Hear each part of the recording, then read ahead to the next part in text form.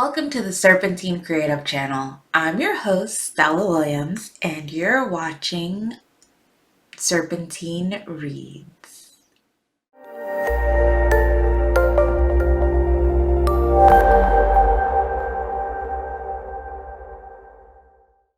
Hey guys, I'm back with a review video. Please don't pay any attention to my really janky nails. I'm gonna clean those up later. But I wanted to make sure I got this video out with you guys, so just ignore the tragedy that is my nails right now. The book I have to review for you guys today is Bayou, King of the Rising Tides by Annitia L. Jackson, and it is an urban paranormal. I would not classify this as a romance novel.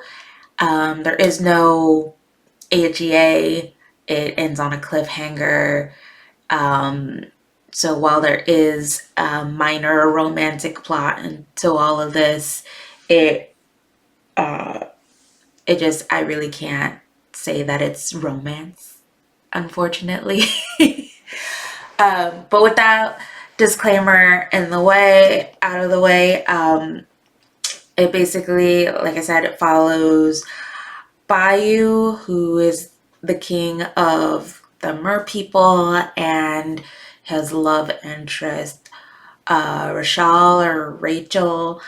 and also his sister, and a whole host of other characters are thrown into this. So it's kind of hard to keep track of who's really the main character because it kind of jumps around a lot between whose story you're actually following. And I found that in reading a lot of these urban paranormals that is the case, where the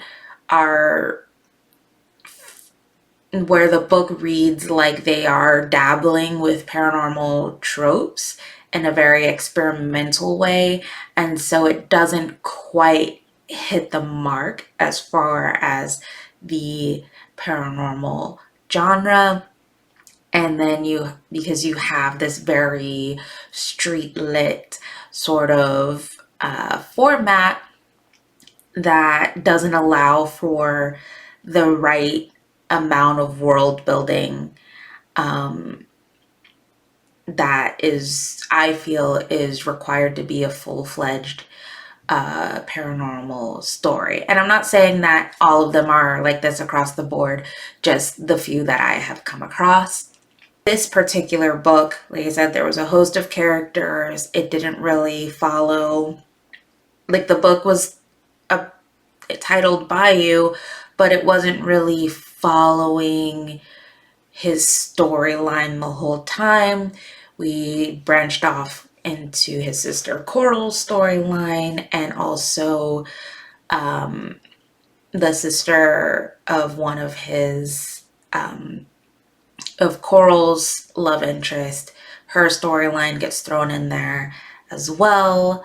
The street lit aspect was mostly in the fact that they were involved in stealing boats and drug dealing, and using their abilities to facilitate that.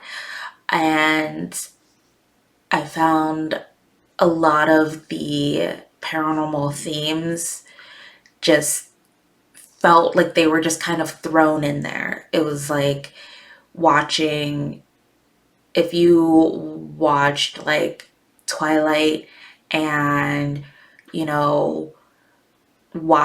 I'm not even saying like read them, but just like watched the movies. Like if you just sat and watched like popular teen movies and TV series, and you just took all of the concepts from there and just kind of mishmashed them together.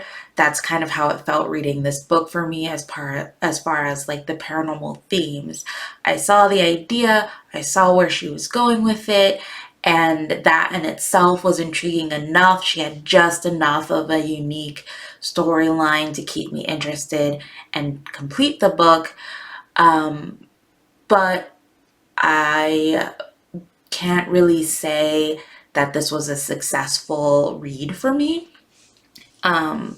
just because it was very superficial in the paranormal aspect and did not have and wasn't like a full-fledged romance. And then on top of that, because she was doing so much in trying to work the paranormal tropes into her street lit theme, it nothing really was fully developed for me. So without further ado, my objective ratings. All right, so the heat level, I put this between the slow burn and muy caliente. While there was graphic depictions of sex, like with most street lit, it revolves around the pleasure of the male and how big his dick is and all this stuff. So while the descriptions were graphic, it didn't really, steam things up for me.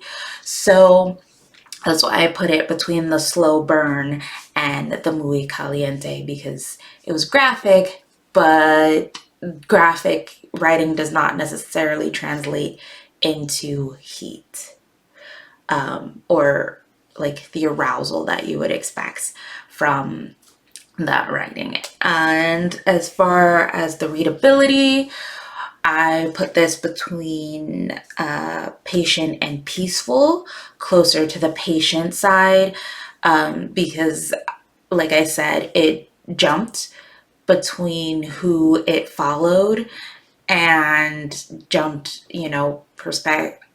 POVs. And in doing that, I found like that I would get invested in one storyline and then I was suddenly in a completely different one, so that's why it's not a peaceful read. But as far as grammar and editing and everything, it was perfectly fine. It was just the fact that there was so much going on that at times I was like wondering if I was really reading like 2 or 3 separate books all at once. And so that brings me to my overall score. And I will say that this book is worth reading, despite my misgivings about how it all came together. I did find myself invested in some of the characters and some of the drama of what was going on. And I really like where I think the author was trying to go with the paranormal storyline.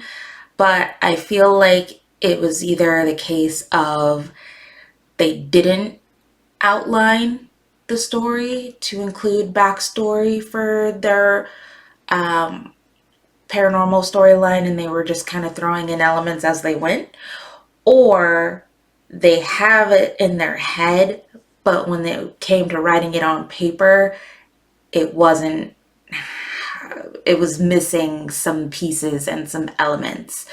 And like I said, this book left off on a cliffhanger, so it's pretty obvious the author expects you to purchase the next book in line to figure out everything that happens. And with it being a cliffhanger, that's like a major cliffhanger. Like there's really nothing resolved at this point.